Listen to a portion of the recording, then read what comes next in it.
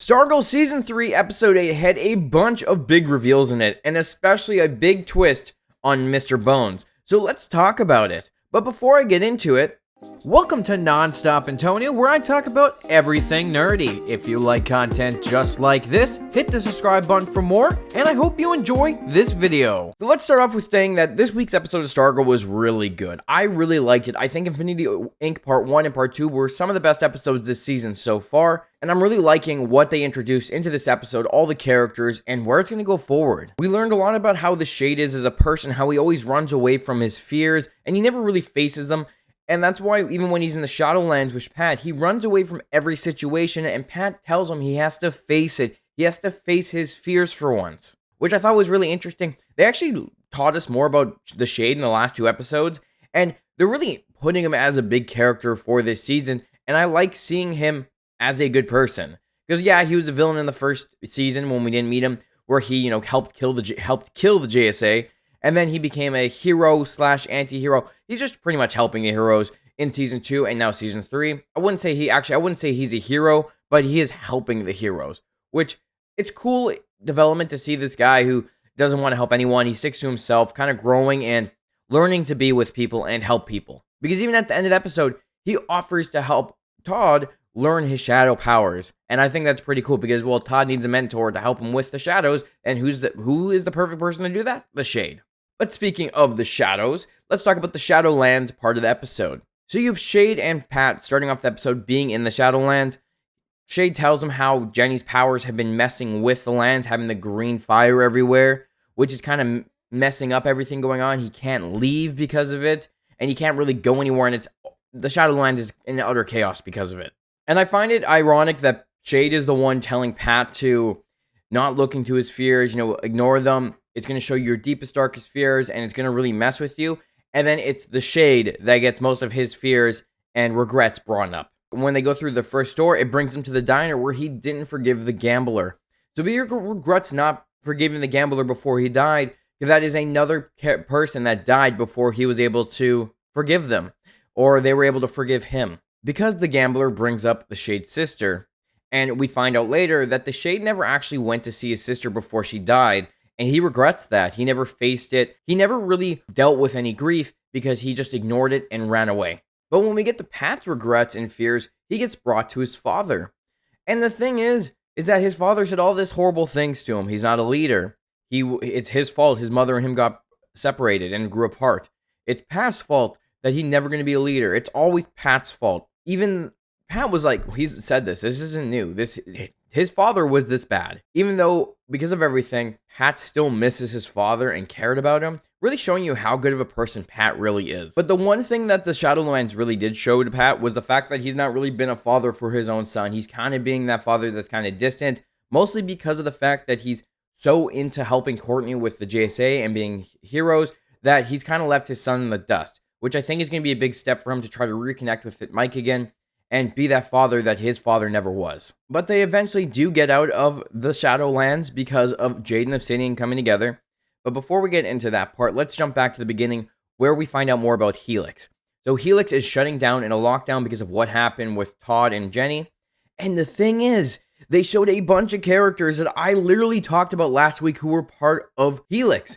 You had Tao Jones, who's there. She was one of the main members of Helix. Critter, but they showed him as a golden retriever. But it makes sense because they're not going to show this weird creature. At least you would think they wouldn't. And I'm surprised they didn't because it's Stargirl. I think it was just easier to put a golden retriever. And then it might not actually be like Critter. It just might be its name. It's called Critter. And as a reference to the comics rather than actually having a Critter character. They had Penny Dreadful. Then we had Carcharo. He was yet another person that was experimented on by Dr. Love while in the womb of his mother. And he's a man shark. He's a man with shark characteristics. And when they passed by his cell there, he sounded like the monster that was killing the people and attacking the JSA in the shadows. However, by the end of the episode, it might not actually be the case, and they might have just tricked us for that first part. And on top of the fact that they introduced Carcharo, in the comics, he's actually the cousin of Yolanda. And in the comics as well, Yolanda was also experimented on in the womb by Dr. Love. So I don't think they went that route in the show, obviously, but maybe this guy is connected to Yolanda as well. And that would be interesting to find out later down the road. The woman that's been behind Helix is called Louise Love. So I'm assuming it's just either she could be the wife of Dr. Love, or she could be just the gender bent version of him. Which I think is cool that that Love part is still connected to the Helix group. I'm also interested to seeing if she's the one doing the experiments, because it seemed like in this episode that they weren't all bad. That they were just protecting the kids and keeping them there to be safe, isolating them so they don't use their powers and get hurt. And even Todd said at the end, they were always free to leave whenever they wanted. They weren't trapped there, even though it seems like they are because the cells get locked, but they're in isolation for their own safety. Which I thought was really interesting, that even Mr. Bones, because he was born where he killed his mother, he has a cyanide touch, and you can see his full skeleton through his skin, and he doesn't seem all bad, because in the comics, he even becomes the director of the DEO after he gets reformed. So maybe they're just kind of skipping over the villain part and making him not a villain. Even at the end, he mentions that maybe he can make a team. So this is going to be the first introduction of the Team Helix. Are they going to be villains? Are they going to be heroes? Are they going to change it up a little bit from the comics because of the fact that they don't seem all bad and that they're at Helix for their own reasons and they're not prisoners? Because this makes me wonder that if they're going to bring Helix back as a team to help maybe the JSA to fight, and maybe they won't be heroes per se, but they'll be more like anti-heroes, and I'm interested to seeing if they'll come back or if that was just kind of like a mention and we won't see them again. I feel like we'll probably end up seeing them again, but it's pretty cool to have this superhuman group who don't seem like they're going to be villains, because the twist at the end of the episode is that Mr. Bones hasn't been watching them this entire time. It's actually been someone else. And it's like, holy shit, you're telling me Mr. Bones isn't the main villain? Because even when you looked at the guy watching everyone, he looked like he was wearing similar clothing, and it turns out it's not. It's a hooded figure that's been watching them under Blue Valley this entire time, and now I need to know who is it. I have zero clue, because I even thought, like I said earlier, Carcharo could have been the monster, but it doesn't look like that's a fact. And I'm like, okay, so something even more sinister is going on. The last episode, they made a puzzle of a skull, so if it's not Mr. Bones, who is it? Well, I like how Courtney is the one that kind of taught him that it's okay to be out there. That Todd and Jenny need each other to control their powers, and that not everyone needs to be locked up to hide who they are.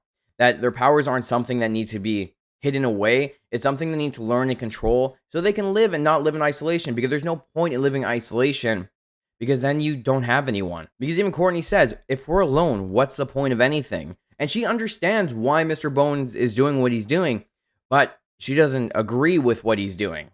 And I like how Courtney's kind of like that light. She's the one showing him what to do. So I thought it was really interesting how Courtney's still this leader as a young girl who's helping the villains really see what the truth is. Really interesting episode, and that ending was shocking. Because we even find out that at the end, Jenny and Todd aren't joining the JSA just yet. Shade's going to help Todd figure out his Shadowlands powers, but Jenny has to go to New York to meet Sandy Hawkins to help him out. And Sandy Hawkins is the nephew of Wesley Dodds, who is the original Sandman. And in the comics, Sandman is part of the JSA. So I'm hoping that with this name drop, eventually all three of them will make their way over to help the JSA in situations and be proper members of the team. They might not be in Blue Valley, but they'll still be JSA members, and they can be pulled in whenever they need help, which I want to see. Introducing another JSA character we haven't met yet and just name dropping them, you know you got to show us them by the end of the season. Come on. You can't just name drop them and not show us, even though that's probably what's going to happen. It would also be cool to see Sandy Hawkins, who is Sandman, because of the fact that his powers are geokinesis, where he can manipulate the earth around him and the soil in his vicinity. He also has an accelerated healing, a silicate form,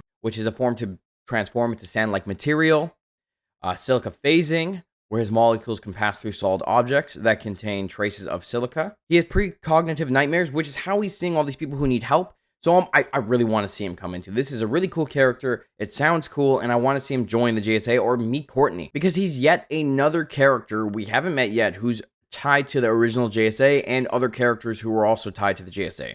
I'm really looking forward to seeing where this show goes in the future, because of the fact now that our theorized main villain is no longer the main villain. Well, at least it doesn't seem like he is, and that there's actually someone else in the shadows watching everyone. So I want to figure out who the hell is doing this and why they're doing this, because now we don't have any idea. We thought it might have been Mr. Bones. It's not Mr. Bones. It's someone else.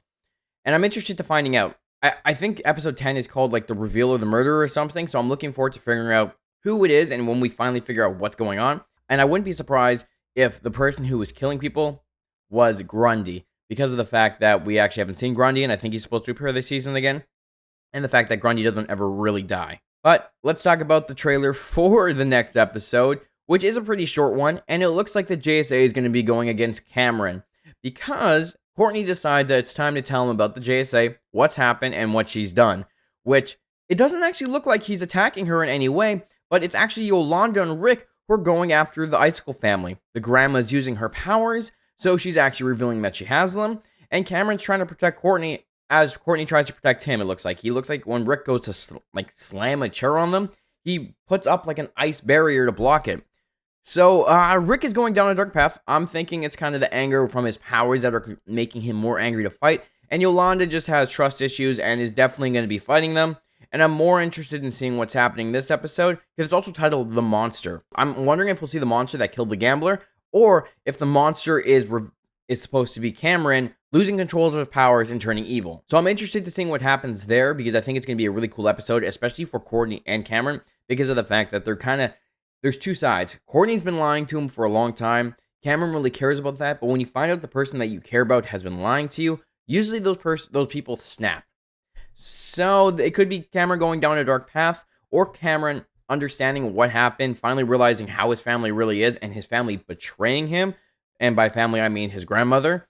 And then the JSA coming to realization that Cameron's not like his father, and he can actually be a good person, and them accepting him after they fight. You know, the kind of trope where heroes fight heroes, and then they finally like, okay, we're good, let's go stop this, or go hang out. Kind of thing. I think that's what might happen. I'm loving the show so far. I love all like the different members we get introduced to, all the name drops, all the new comic characters that get introduced, just like in this episode with Helix and Sandman.